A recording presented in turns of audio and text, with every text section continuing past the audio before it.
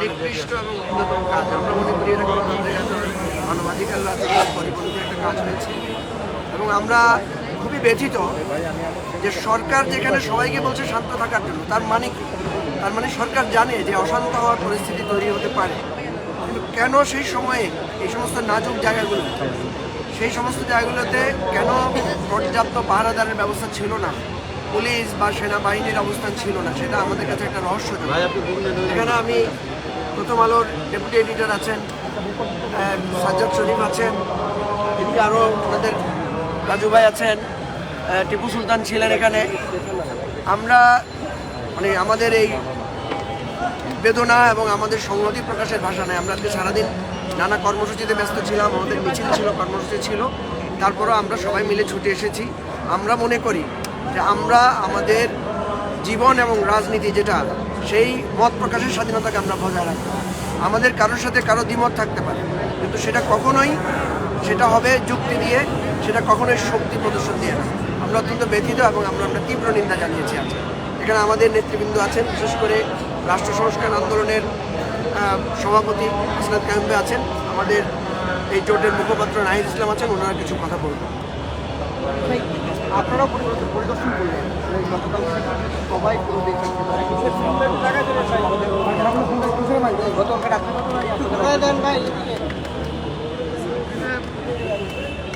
আমার আগে যে আসলে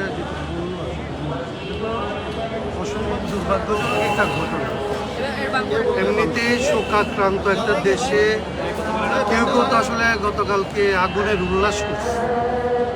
তবে এটা সবচেয়ে ভয়াবহ ব্যাপার হচ্ছে এই দিকটায় যে প্রথম আলো এর আগেও আক্রান্ত হয়েছে, ডেইলি স্টারের আগে আক্রান্ত হয়েছে, এবং কারা আক্রমণটা করে কাদের এদিকে আসলে একটা বিশেষ আগ্রহ আছে আক্রমণ করার, এটা সরকারের না জানার কোনো কারণ নেই।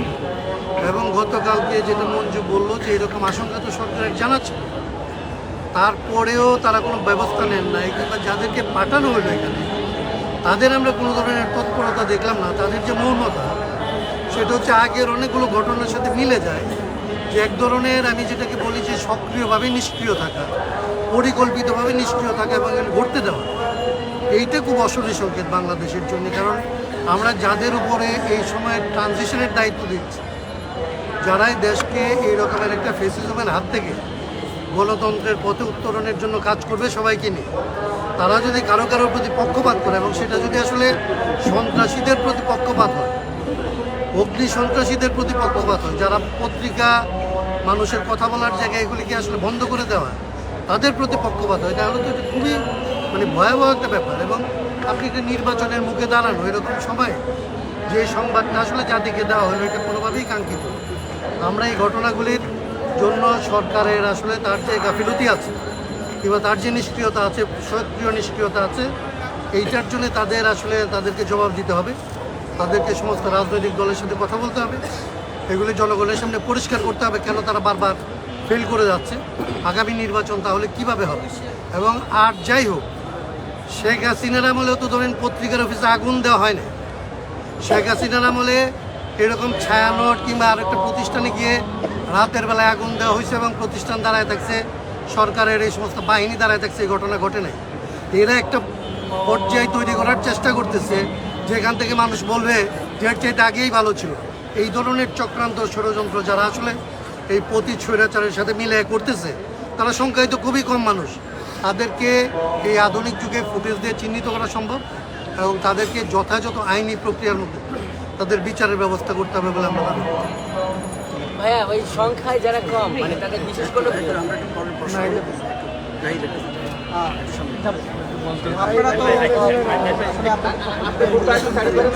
গতকালকের ঘটনায় আসলে এর মধ্যে আপনাদের কারা করতে পারে আসলে গতকালকের যেই ঘটনা, আমরা গতকালকে থেকে এটা বলেছি, আমরা মাঠে ছিলাম সারা রাত এবং আমরা বলেছি যে এই যে পুরো ঘটনাটা যেই দিকে যাওয়ার কথা ছিল, পুরো জাতি শোকাহত, এবং আমরা জুলাই গণ অভ্যুত্থানের মতো ওই সময়টার মতো আবারও ঐক্যবদ্ধ হচ্ছি এবং আমাদের যে গণ অভ্যুত্থানের নেতৃত্ব, গণ অভ্যুত্থানের চরিত্রগুলো আক্রান্ত হচ্ছে বাংলাদেশের একটা নিরাপত্তা ঝুঁকি তৈরি হচ্ছে। এই জায়গা থেকে আমাদেরকে জনগণের যে ঐক্য, সেই ঐক্যটাই প্রদর্শনের প্রয়োজন ছিল। গতকালকের ঘটনার মধ্য দিয়ে এই ঐক্যটা বিনষ্ট করা হলো। যে একটা নতুন মুহূর্ত বা আন্দোলন তৈরি হচ্ছিল সেটাকে বাধাগ্রস্ত করার চেষ্টা করা হয়েছে। কিন্তু আমরা বলবো যে আমরা ওই জায়গা থেকে সরে এসে আমরা গতকালকের এই ঘটনাতে অবশ্যই নিন্দা জানাই এবং আমাদের প্রতিষ্ঠানগুলোকে আমাদেরকে রক্ষা করতে হবে। মিডিয়া থেকে শুরু করে যে কোনো প্রতিষ্ঠান, আমাদের প্রত্যেকটা প্রতিষ্ঠানের রাজনীতি, আদর্শ, নীতি আলাদা থাকতে পারে, ভিন্নমত থাকতে পারে, আমরা সেগুলো নিয়ে সমালোচনা করতে পারি। কিন্তু এই যে প্রতিষ্ঠান ভেঙে ফেলা, প্রতিষ্ঠান অগ্নিসংযোগ দেওয়া, এটা খুবই অশনি সংকেত এবং এই মুহূর্তে বাংলাদেশে এটা কাম্য ছিল না। এবং যেটা আমাদের জোটের অন্য নেতারাও বললেন যে এটা সরকারের যেই নিষ্ক্রিয়তা আমরা দেখতে পেয়েছি, এটা সরকারের একটা অংশের সংশ্লিষ্টতা ছাড়া, তাদের পরিকল্পনা ছাড়া এটা সম্ভব হতো না। কারণ এটাই প্রথম ঘটনা না, এর আগেও এই ধরনের ঘটনা ঘটতে আছে। আমরা মাজারে যে হামলা সেটা আমরা দেখতে পেয়েছি কন্টিনিউয়াসলি। প্রথম আলো ডেইলি স্টারে বরাবর হুমকি দেওয়া হয়েছে, আক্রমণ করার চেষ্টা করা হয়েছে। ফলে সরকারের ভিতর থেকেই এটা আমি বলবো যে বাইরে কে করছে সেটা তো সরকারই চিহ্নিত করতে পারে, সরকারের দায়িত্ব। যদি সরকারের ভিতর থেকে এটা যোগসাজশ থাকে তাহলে তো এই ধরনের ঘটনা ঘটাটা সহজ হয়। ফলে আমরা সরকারের প্রতি আহ্বান রাখবো যে আমরা যে গণতান্ত্রিক উত্তরণের পথে যাত্রা করছিলাম, সংস্কার, বিচার এবং নির্বাচন, সংস্কার বিচারের একটা ধাপ আমরা পার করেছি, আমরা নির্বাচনের দিকেই যাচ্ছি না। সেই নির্বাচনকেও বাধাগ্রস্ত করতে এই ধরনের যোগসাজশ কারসাজি হতে পারে। শরীফ ওসমান হাদির ঘটনাটাই কিন্তু এখন পর্যন্ত পরিষ্কার হয়নি তার খুনিরা কিভাবে দেশ থেকে পালিয়ে গেল এবং জনগণের এই বিক্ষোভকে সরকার কিভাবে নিয়ন্ত্রণ করবে, তাদের দাবি দাওয়াগুলো কিভাবে মেনে নেবে, এই বিষয়ে সরকারের কোনো পরিকল্পনা ছিল না।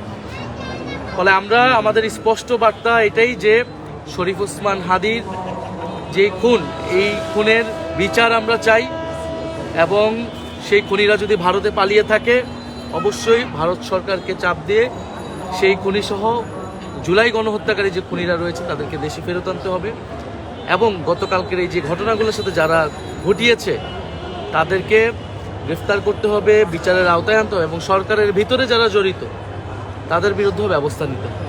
নাহিদ, আগামীকালকে যেহেতু জানা যায় এবং শ্রদ্ধা নিবেদনের জন্য রাখা হবে, সেই ক্ষেত্রে সেখানেও গণজামায়াত হবে।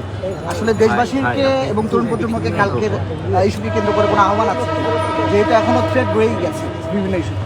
আমাদের আহ্বান যে জনগণের ঐক্য, জনগণ যদি সচেতনভাবে, আমরা ঐক্যবদ্ধভাবে আমরা মাঠে থাকতে পারি, এই ধরনের যে নাশকতা, এই ধরনের ষড়যন্ত্র কোনো কাজে দিবে না। আমরা আগামীকালও মাঠে থাকবো আজকের ন্যায় এবং সারা দেশের মানুষকে আহ্বান জানাবো, শরীফ ওসমান হাদি আমাদের গণ অভ্যুত্থানের সহযোদ্ধা, আমরা তার যেই আদর্শ একটা ইনসাফ ভিত্তিক বাংলাদেশ প্রতিষ্ঠা করা সেটাকে ধারণ করি। শরীফ ওসমান হাদি ভাই যে প্রতিষ্ঠান গড়ার লড়াইটাই করে গিয়েছে। ফলে সবাই সবার জায়গা থেকে আমরা সচেতন থাকবো এবং সরকারকে খুবই দায়িত্বশীল ভূমিকা পালন করতে হবে। আমরা আশা করি আমরা আগামীকাল আমরা যথাযথ মর্যাদার সহিত আমাদের ভাই শরীফ ওসমান হাদির যে শেষকৃত সেটা আমরা সম্পন্ন করতে পারব। একটা প্রশ্ন করি যে আপনি বললেন সরকারের ভেতরে একটা অংশ এই সমস্ত ব্যাপারগুলো বলতে দিচ্ছে, স্পষ্ট করবেন কিনা সেই অংশে কারা দিচ্ছে কিনা একটা প্রশ্ন করেছেন, করতে দিচ্ছে সেটা সে বলে না, এটা দেখতে হবে সেটা বলছে। আচ্ছা, আর এটা আসলে কেন করবে তাহলে? এটা একটা ব্যাপার, আবার একটা ক্ষতিপূরণের কথা আসছে সেখানে আপনারা আমরা তো গোপালগঞ্জে হামলার সময় আমরা এটা বলেছি, প্রশাসনের ভিতরে কিন্তু ফ্যাসিস্ট আমলের লোকজনরা রয়ে গেছে এবং তারা কিন্তু বারবার চেষ্টা করছে এই সময়টা, এই সরকার গণ অভ্যুত্থান যাতে ব্যর্থ হয় এবং আমরা যাতে গণতান্ত্রিকভাবে উত্তরণটা করতে না পারি। ফলে এই যে স্বরাষ্ট্র উপদেষ্টার কথা বারবার বলা হয়েছে, এই ঘটনা শরীফ ওসমান হাদির মতো গণ অভ্যুত্থানের একজন নেতৃত্বকে প্রকাশ্যে গুলি করা হলো, তারপরে তো তিনি কোনো ব্যবস্থা নিতে পারেন না এবং তিনি নৈতিকভাবে ওই দায়িত্বে থাকতে পারেন না, এটা আমরা কিন্তু বলেছি। এবং গতকালকের ঘটনার পরেও আমরা কিন্তু কোনো বক্তব্য পাই না, সরকার বিবৃতি দিয়ে তার দায় ছাড়া কাজ করতেছে। ফলে সরকারের থেকে কোনো দায়িত্বশীল আচরণ যেমন আমরা পাচ্ছি না, সরকারের ভেতরে এই যে চক্রান্তগুলো বিভিন্ন সময় আমরা সরকারের কাছে এইগুলো বলেছি যে এই ধরনের চক্রান্ত হচ্ছে, ভিতরে এই ধরনের ফ্যাসিস্ট আমলের লোকরা রয়েছে বা এই গণ অভ্যুত্থান বিরোধী লোকেরা রয়েছে।